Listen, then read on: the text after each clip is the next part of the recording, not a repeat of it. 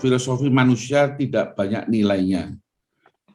Kita lihat bahwa di buku Kolose, di sana banyak alirannya, termasuk aliran yang cukup bagus, yaitu bagaimana dia mengontrol dirinya supaya tidak berbuat dosa.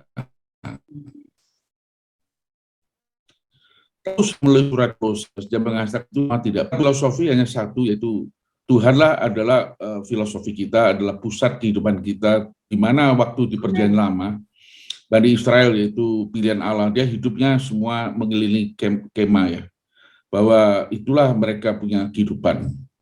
Demikian juga kalau kita orang Kristen punya filosofi, menurut saya apapun filosofi yang bagus, bagaimana sebagusnya, menurut saya tidak banyak nilainya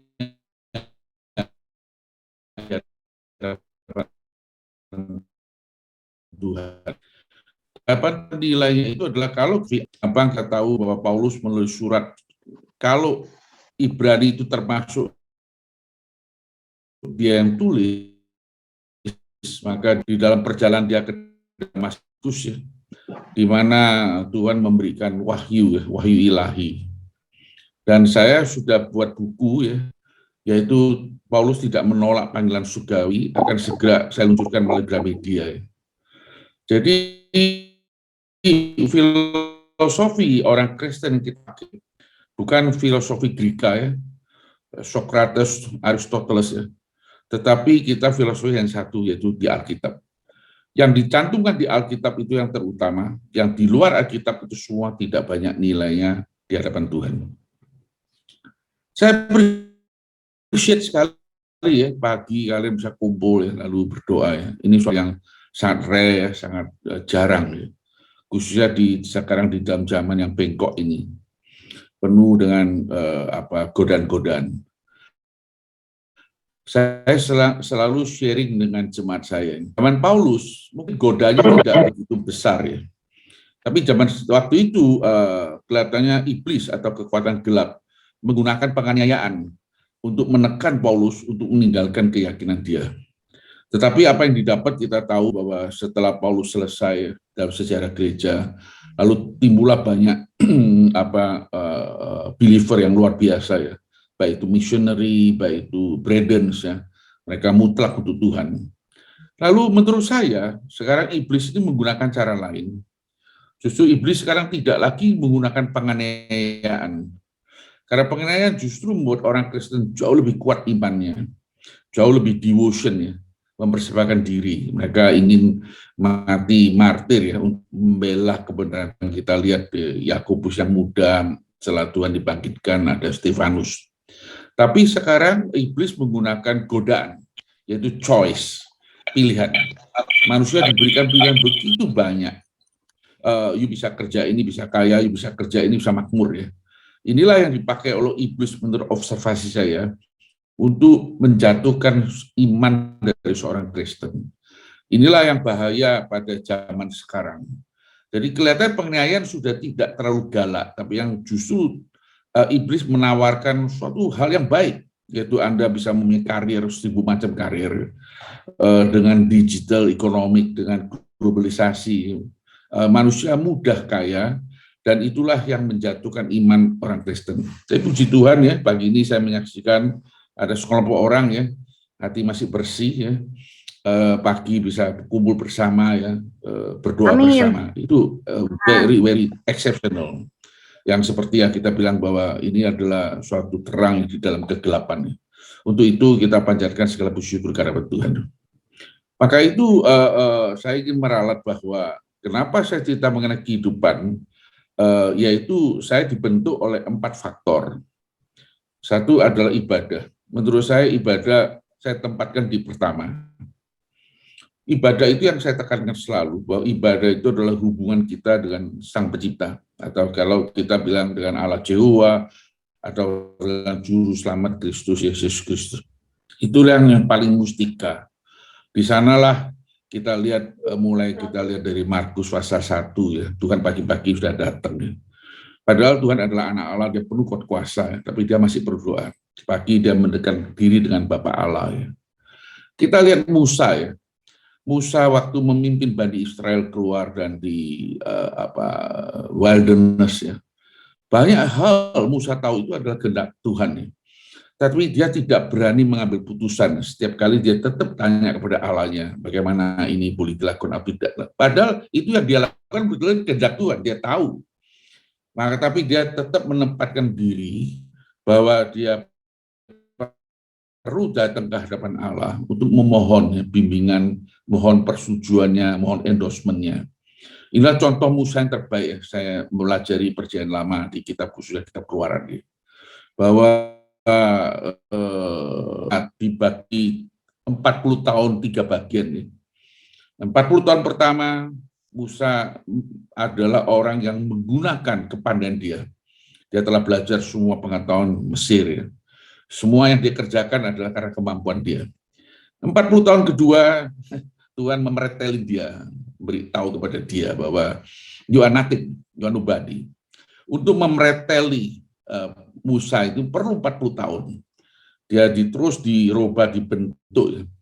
Nah, 40 tahun terakhir ya, dia bisa membawa Bani Israel keluar dari Mesir. Di sanalah dia sadar, bukan kekuatan atau filosofi yang dia hendak, atau gelar-gelar doktor yang dianggap, tapi dia sepenuhnya tunduk kepada Tuhan, biar Tuhan yang memimpin hidup dia.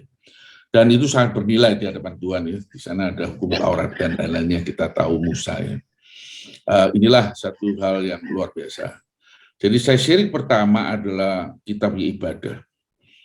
Nah, kita masalah doa ibadah, Tuhan memberikannya di Hebrew pasal 4 ya, ayat terakhir. Bahwa karena kita punya iman besar, Yesus Kristus, maka kita bisa dengan boldness datang ke hadapan Tuhan memohon belas kasihan dan kasih karunia untuk menjadi memenuhi kebutuhan kita seketika itu. Jadi kita diberi hak untuk Allah untuk datang ke tahta penuh dengan kasih karunia, penuh dengan grace. Untuk itu hak sebagai orang Kristen, kita bisa setiap saat, anytime kita datang ke hadapan Tuhan, memohon belas kasihan, memohon bimbingan. Ya. Inilah ibadah yang kita lakukan. Kalau agama itu yang ditunjukkan ke orang, ya agama. Ibadah ini yang memperkuat kita selanjutnya. Yang mana kedua saya tempatkan keluarga. Keluarga isu important ya. Kita lihat yang paling gampang kita lihat ya ibunya Samuel ya. Lalu terakhir Paulus di dalam 2 Timotius ya.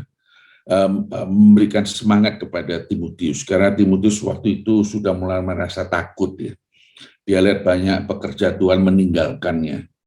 Dia tidak melihat bahwa apa yang dibicarakan oleh Paulus kok tidak terjadi. Firman Tuhan di dalam gereja tidak kuat ya. Lalu orang mulai tidak ada lagi kasih. Di sana Timotius merasa takut ya. Dan sampai dia menangis. Tapi Paulus menekankan kepada dia bahwa gereja, rumah Allah, tidak oleh karena seseorang berhenti, dia akan berhenti. Paulus mengingatkan, coba Anda lihat dari mulai nenekmu sampai ibumu sampai kamu. Dan tidak berhenti di depan kamu, nanti kamu akan mengajari sekelompok orang yang setia akan mengajari orang lain. Kalau saya lihat demikian, kira-kira 5 generasi.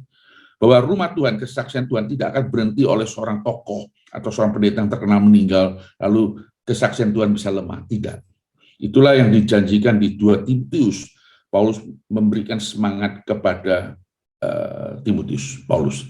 Dia bilang bahwa roh yang diberikan itu adalah roh yang kasih, roh yang penuh kuat kuasa, dan roh yang self-control. Dia bisa menguasai diri kita.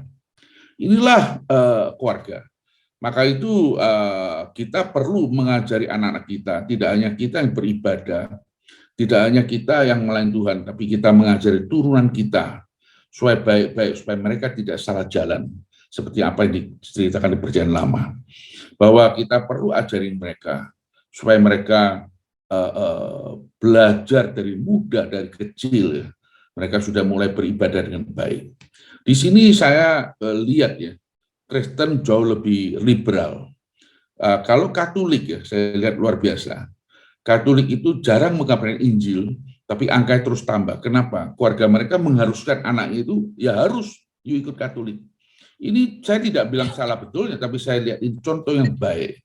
Kalau di Kristen kita kadang-kadang memberikan terlalu banyak kelonggaran ke anak kita. Terserah Anda boleh hari Minggu ke gereja, boleh tidak.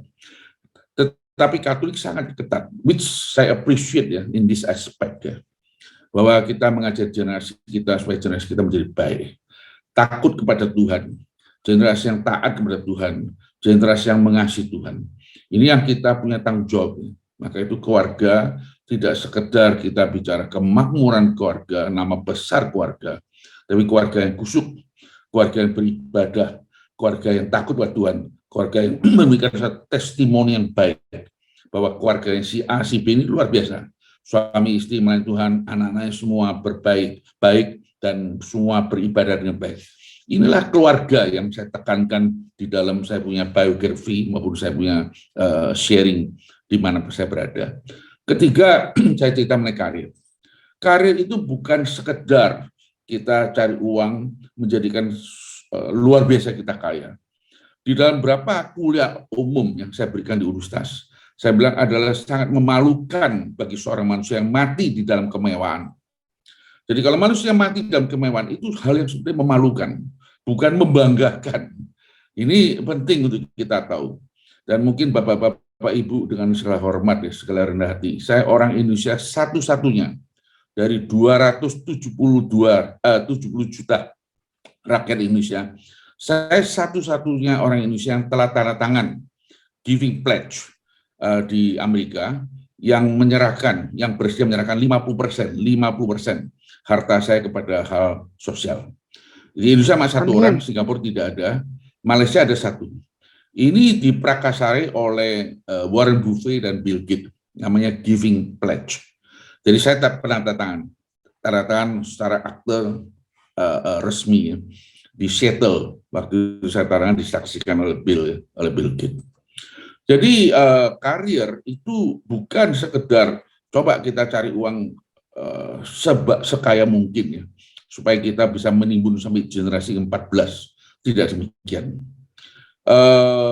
Tuhan di dalam Alkitab tidak pernah memberikan hak milik kepada manusia untuk memiliki hartanya. Kita hanya diberikan hak mengelola, stewardship, mengelola apa yang Tuhan titip kepada kita.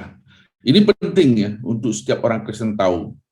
Kalau Anda mengatakan bahwa ini milik saya, is wrong. Anda hanya seorang manajer ya. Di dalam contoh-contoh di kitab Injil, 4 Injil, sangat jelas bahwa yang punya kebun itu adalah masternya, adalah Tuhan sendiri.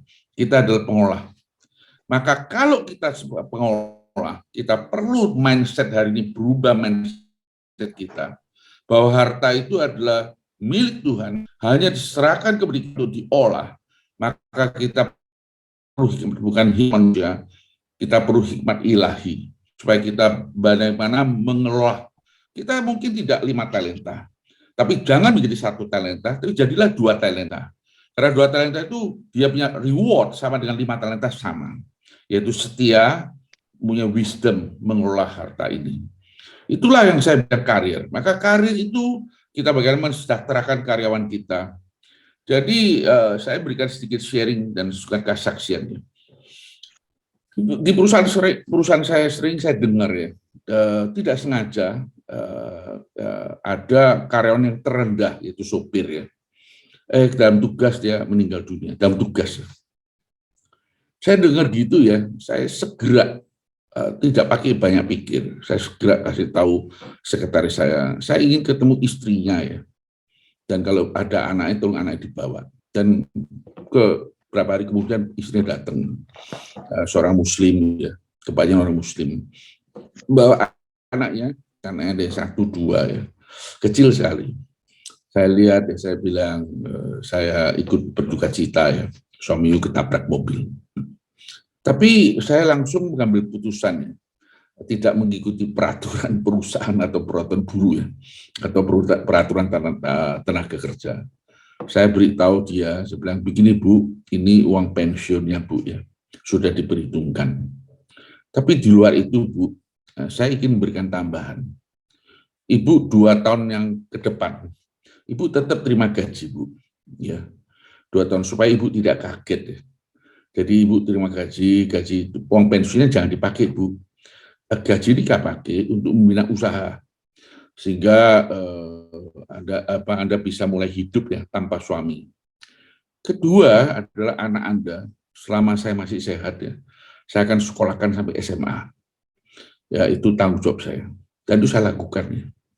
Kenapa saya lakukan? Itulah namanya karir. Jadi karir itu bukan sekedar tipu menipu ya, atau bagaimana menggrabs. Sekarang anak muda itu pikirannya kalau lulus ya, dia pikir 30 tahun dia mau pensiun. Saya ingin bahwa saya ingin menjadi Mark Zuckerberg, saya ingin menjadi si A, si B. Itu adalah bahaya untuk orang Kristen. Menurut saya itu menjerumuskan. Jadi ambisi telah menutupin semua cara berpikir yang rasional. Ambisi akan menghancurkan ibadah dia. Jadi dia mungkin orangnya ada di ruang sidang gereja, tapi pikirannya keluar. Inilah karir, mensejahterakan orang. Lalu uang yang kita dapatkan, kita bisa sharing kepada orang lain. Saya ingin menceritakan bahwa kenapa manusia kehidupannya bisa babak belur. Karena ada masalah kekeliruan, yaitu objective of life sama mean of life itu terbalik. Tujuan hidup sama proses hidupnya terbalik. Saya ingin menjadi orang kaya. Ini tujuan hidup saya. Nah, ini yang salah. Menjadi orang kaya, menjadi seorang pendeta, menjadi seorang pejabat, menjadi seorang petinggi, menjadi orang terkenal, itu hanya proses hidup. Tidak pernah akan menjadi tujuan hidup Anda. Kalau itu tujuan hidup Anda akan menjadi masalah.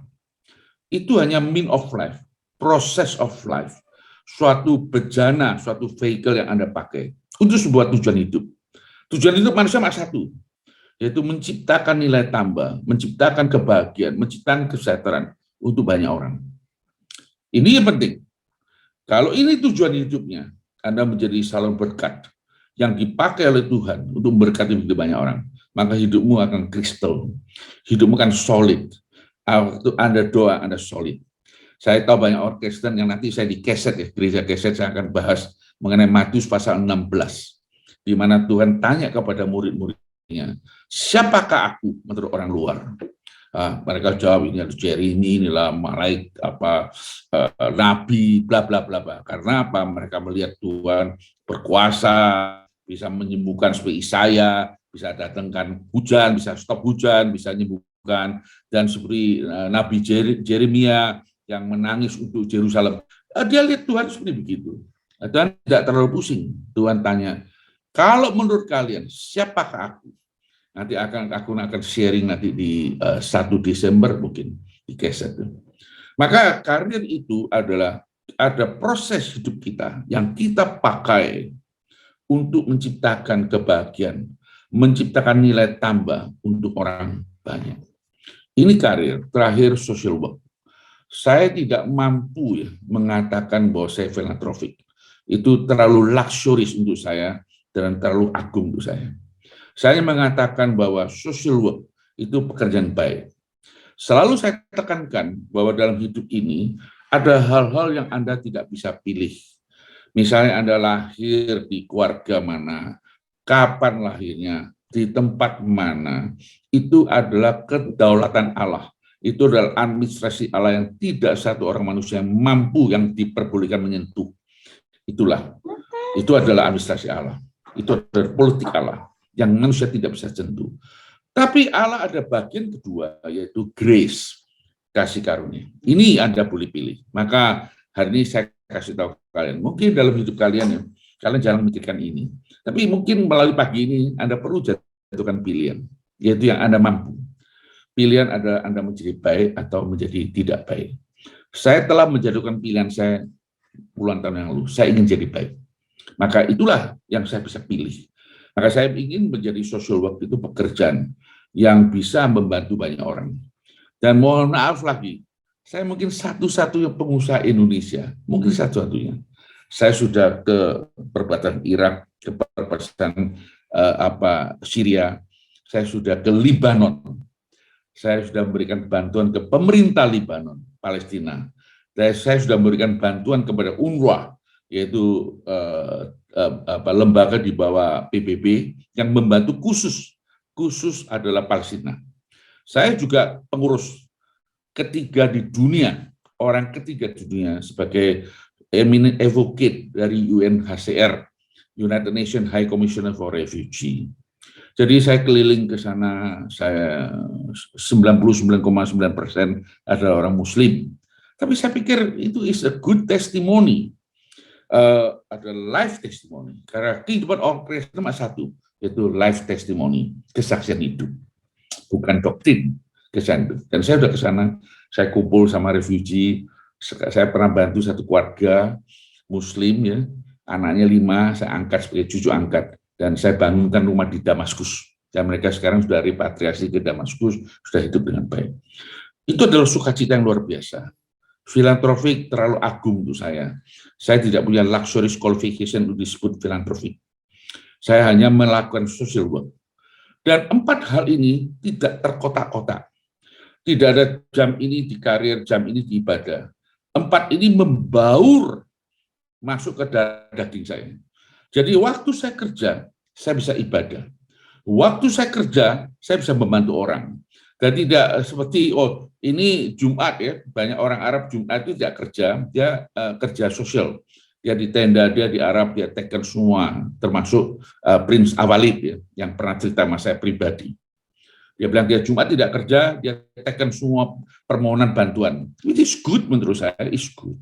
Tetapi saya anggap bahwa ibadah, social work, karir, atau itu apa ibadah kita itu membaur di darah daging Anda, di darah daging saya.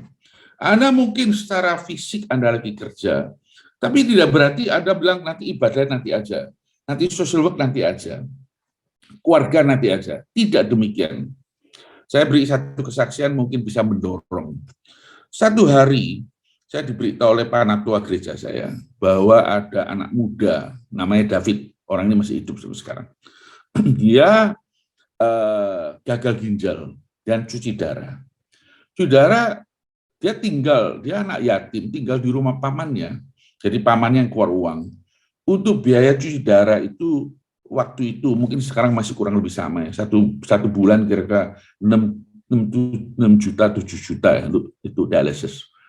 Jadi satu hari pamannya itu tidak kuat lagi. Anak pamannya itu sepupu dari David ini beritahu papanya, Pak, kita sendiri keluarga kita juga minim, tidak mampu lagi untuk membantu sepupu kita namanya David. Jadi tolong papa stop di bantuan ini. Jadi terpaksa papanya kasih tahu David, itu ponan dia. Dia bilang, David, saya minta maaf ya Pak Manyu, saya tidak mampu meneruskan lagi. Jadi harus stop. Dan David anak ini ya, dia terima fakta ini. Karena dia tahu tidak mampu. Jadi dia menunggu kematian. Keracunan darah itu kira-kira 1-2 minggu mati. Di dalam proses dia menunggu kematian, berita ini sampai ke seorang panatua gereja saya dan diberitahu saya. Saya sampai hari ini bersyukur ya, bahwa saya tidak, kalau saya misalnya waktu itu saya ada masuk akal, saya akan bilang, coba nanti ya saya pelajari lagi. Anak ini sudah meninggal. Tapi saya respon segera. Saya kasih tahu itu panatua kita, coba segera ditangani dan segera didialisis. Lalu bersyukur ya, puji Tuhan, itu memang miracle. Ini semua pengaturan miracles. Ya. Bukan karena filantropiknya Tahir, tapi it's a miracle, it's arranged by God. Itu sovereignty of God, ya, kedaulatan Allah. Lalu anak ini cuci darah, lalu saya ajak dia ganti ginjal, ya, cangkok ginjal. Sudah cangkok, sekarang survive, lalu nikah. Ya. Selalu saya ingat bahwa nikah juga saya yang jadi saksi nikahnya. Tapi belum punya anak, saya nggak tahu secara medicalnya bagaimana. Tapi saya mau kasih tahu sharing dengan para pendengar. Ya. Tidak bisa kita kotak-kotak ya, bahwa Sabtu Minggu kita di gereja, Senin Jumat terserah. Enggak. Senin Jumat kehidupan kita tetap sebagai believer, sebagai orang Kristen yang selalu menonjolkan kesaksian yang bisa memuliakan Allah, bukan memuliakan diri kita.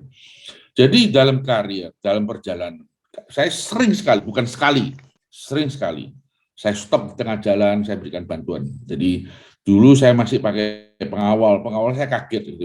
Di tengah jalan berhenti ya, di Tamrin, Sudirman berhenti, harus lewat jalur lambat dan lain. Saya ikut, saya pikir saya mau ngapain. Ternyata karena macet saya melihat ada penjual di pinggir jalan ya. Cuma jual berapa kaleng minuman. Saya terus mikir, ini kalau jual berapa kalengan ya, gimana hidupnya ya. Saya langsung kata supir itu berhenti. Nanti saya cross saja, saya berikan bantuan. Bagi saya, tidak sesuatu yang aneh untuk saya. Karena apa? Kita orang Kristen perlu mengenal bahwa kita adalah saksinya yang di dalam dunia ini. Di mana Tuhan dimuliakan oleh kehidupan kita. Bukan hanya doktrin, kehidupan kita. Maka itu saya bilang 4 hal ini membentuk yang namanya tahir. Sehingga saya mudah, saya tidak terlalu sulit untuk melakukan kebaikan. Tidak sulit. Bagi saya biasa-biasa aja. Oke, itu.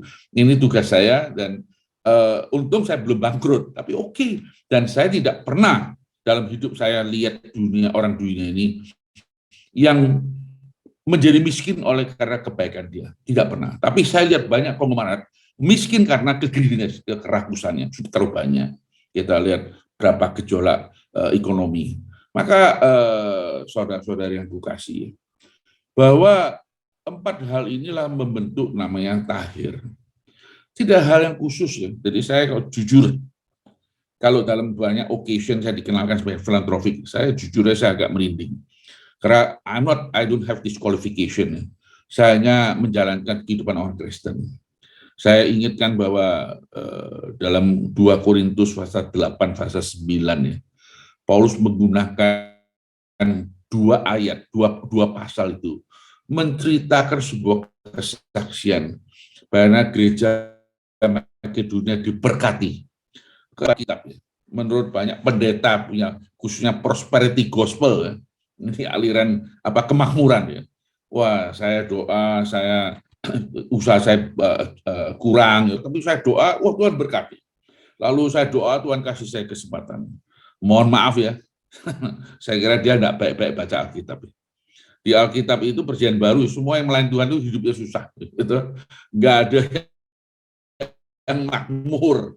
Ya, hidupnya mulus, ya. Dia bilang dia tangan kosong. Ya. Kita lihat waktu dia cerita kepada para tua gereja Efesus di Miletus.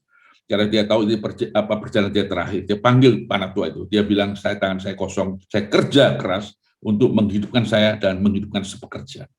Maka kita lihat yang mungkin Tuhan di perjanjian baru ya, nggak ada yang baik itu. Nggak ada yang makmur ya. Petrus nggak makmur, Paulus nggak. Jadi kalau sekarang pendeta bilang kita percaya Tuhan itu pasti kaya, menurut saya itu dasar Alkitabnya di mana saya juga bingung.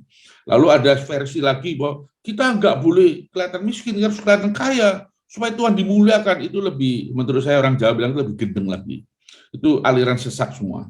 Jadi menurut saya kehidupan orang Kristen itu justru adalah kehidupan yang saja, yang mana Tuhan dimuliakan. Inilah tadi saya bilang bahwa filantropik untuk saya berat sekali. Saya tidak jujur, tulus saya bilang, tidak berpura-pura. Saya tidak mampu mensanjung apa itu panggilan itu. Tapi saya berasa sebagai orang Kristen, kita lihat di 2 Korintus pasal 8 pasal 9, di Makedonia gereja miskin sekali.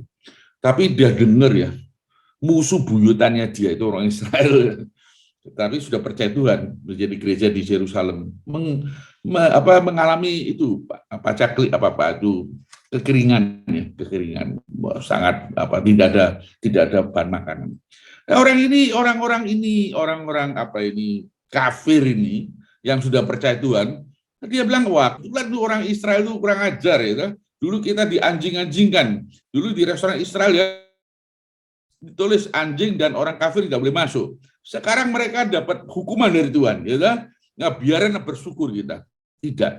Mereka justru datang ke Rasul Paulus. Mereka dengar informasi ini. Bukan Rasul Paulus yang kasih tahu mereka. Mereka dengar, mereka datang ke Rasul. Mereka memohon kepada Rasul. Rasul, tolong kita dikasih berkat ini. Kita dikasih kesempatan ini. Kita miskin, tapi kita masih ada sisa sedikit. Kita persembahkan untuk saudara-saudara kita Tuhan yang dulunya kita dimaki-maki, kita diisolasi, kita dibenci oleh Israel, tapi sekarang kita sama-sama punya hayat Tuhan. Maka itu kita ingin memberikan sedikit sumbangan, bantu mereka. Inilah kesaksian orang Kristen.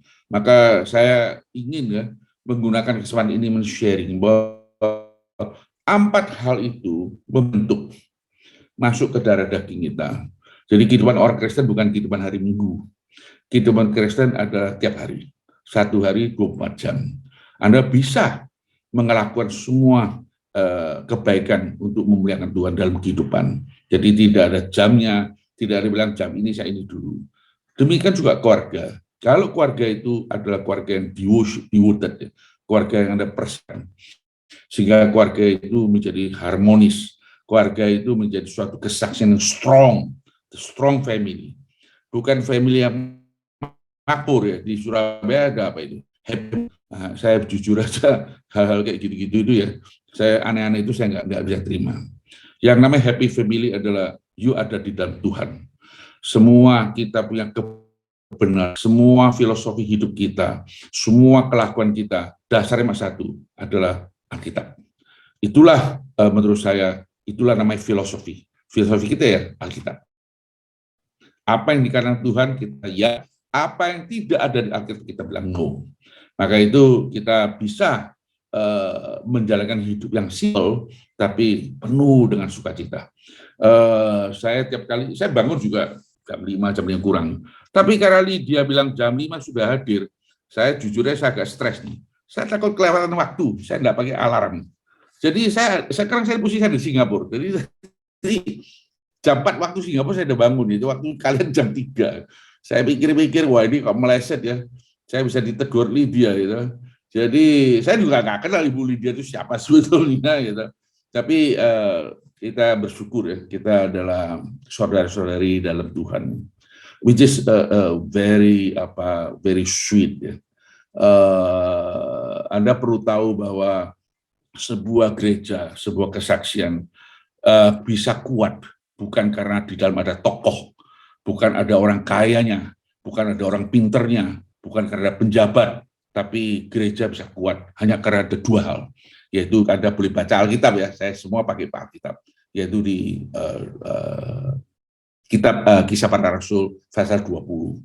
Paulus menjelaskan kepada jemaat Efesus, saya telah menyerahkan kalian ke 2 hal, yaitu Allah dan firman-Nya.